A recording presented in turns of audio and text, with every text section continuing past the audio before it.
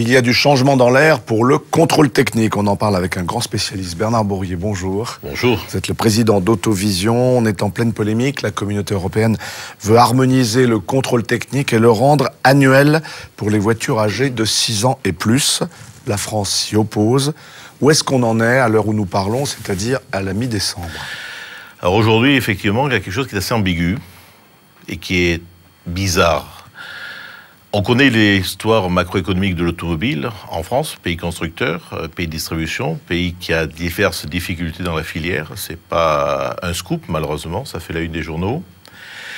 Et on a aujourd'hui une opportunité qui se cale directement dans le droit fil de l'histoire de l'Europe, puisque déjà en 2010, quand le livre blanc sur la sécurité a été promulgué, juillet 2010, si ma mémoire est bonne, avec un objectif 2020 de réduire par 2 le nombre de morts sur la route, il y a tout un chapitre sur la sécurité du véhicule.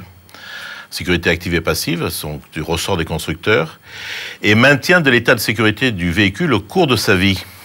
Donc, rôle du contrôle technique renforcé, harmonisation, avec 2 objectifs, l'un, sécurité, évident, et 2, libre circulation des biens. Nous sommes dans le cadre d'un traité, le traité de Rome, de 48, puis la suite.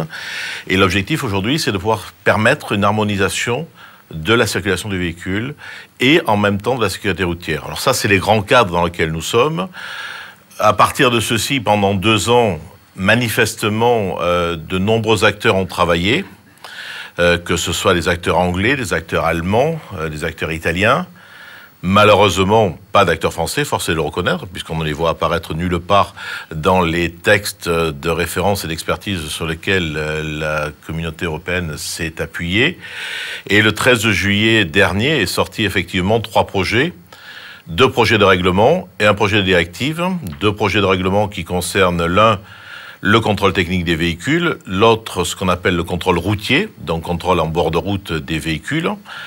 Parenthèse, pour ceux que ça intéresse, il y avait une directive européenne qui existait, qui n'a jamais été transposée en droit français, parenthèse fermée, et une directive concernant effectivement l'immatriculation des véhicules. Alors, en ce qui nous concerne, bien sûr, nous professionnels du contrôle technique, c'est la directive, le règlement sur le contrôle technique.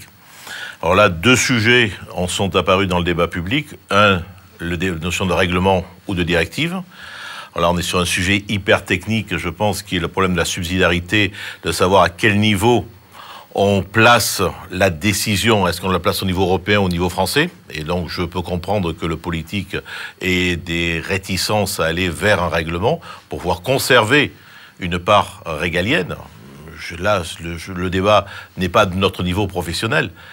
Là où, par contre, nous sommes très surpris, c'est de voir une position apparemment ferme pour l'instant des pouvoirs publics français qui sont intervenus le 29 octobre dernier lors d'un conseil des ministres des Transports sur lequel le ministre français a pris apparemment position, d'après les comptes rendus, contre ce principe. Pour quelle raison? Les services nous ont indiqué pour éviter un surcroît de prélèvement sur les ménages français. Un impôt supplémentaire. Un impôt supplémentaire. Oui, parce que le contrôle technique est déjà perçu par les consommateurs comme un impôt, pratiquement, comme une taxe. Sur ce sujet-là, je pense qu'il y a un débat qui n'a jamais eu lieu en France et qui est malheureux. On parle depuis 20 ans de sécurité routière. Et c'est vrai que le contrôle technique est un acteur de la sécurité routière. Il est moins acteur actif que des radars ou que de la répression, mais c'est un acteur évident car il permet effectivement d'assurer la maintenance, la qualité du véhicule au fil des ans. C'est un peu le juge de paix de l'entretien. La seule chose qu'on oublie, et que l'on a oublié dans l'analyse depuis 20 ans, c'est ce qu'on va appeler l'effet redistributif du contrôle technique. Alors je vous renvoie, pour ceux que ça intéresse, à la Cour des comptes, qui a publié il y a 2 ans un superbe rapport sur les prélèvements sociaux, effets progressifs et redistributifs. Alors qu'est-ce que ça veut dire en ce qui concerne et en l'espèce? Une chose très claire, le contrôle technique aujourd'hui, ce sont 10 000 emplois directs dans les centres de contrôle technique. Ce sont un certain nombre de centaines d'emplois chez les équipementiers de garage qui fabriquent du matériel, chez les sous-traitants qui assurent la maintenance et les vérifications périodiques obligatoires. Mais c'est en même temps les chiffres que l'on a à peu près, sans études exhaustives très précises, mais qui sont en grande masse à peu près vérifiables, nous sommes aux environs de 1,2 milliard à 1,3 milliard de prescriptions qui repartent en concession, en MRA, en fast-fitter, par rapport au refus des véhicules. Mais pour faire simple, vous êtes en train d'expliquer que ce projet de règlement donc, européen serait une solution toute trouvée pour relancer la filière automobile française et que le gouvernement français est contre, c'est ça? Si le règlement européen sort en l'état, aujourd'hui, dans la fin de la filière automobile et dans la partie réglementée que représente le contrôle technique, mission publique transposée, c'est un potentiel de 7 à 8 000 emplois que le gouvernement aujourd'hui a dans la main et sur lequel il dit non. Sans compter les charges sociales, les cotisations. Après, il y a un deuxième induit de redistributif de fiscalité. À peu près, c'est 100 à 50 millions d'euros de TVA créés annuellement.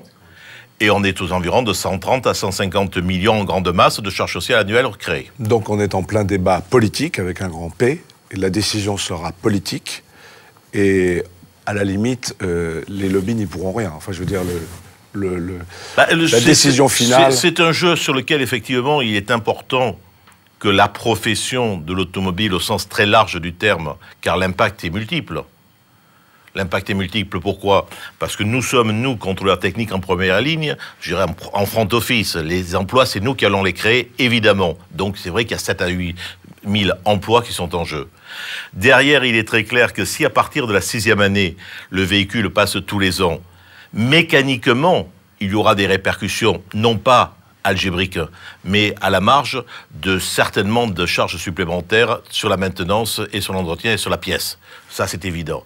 Mais en même temps, si on pousse le raisonnement, on va certainement voir apparaître le phénomène où certaines personnes vont se dire « Mon véhicule de 15 ans qui m'intéresse bien pour faire un certain nombre d'actions résiduelles, il va me coûter trop cher et je vais prendre un véhicule de 10 ans. » Et de ce fait-là, je vais rajeunir le parc. Et je pense qu'effectivement, du côté du VO, il y a une répercussion collatérale. Prochain rendez-vous Parlement européen, c'est ça? Alors, le Parlement européen, ça, c'est une commission. Après, il y a un Conseil des ministres. Et logiquement, c'est un dossier qui devrait se clore entre mai et juillet 2013. Merci Bernard Bourguier, le patron d'Autovision.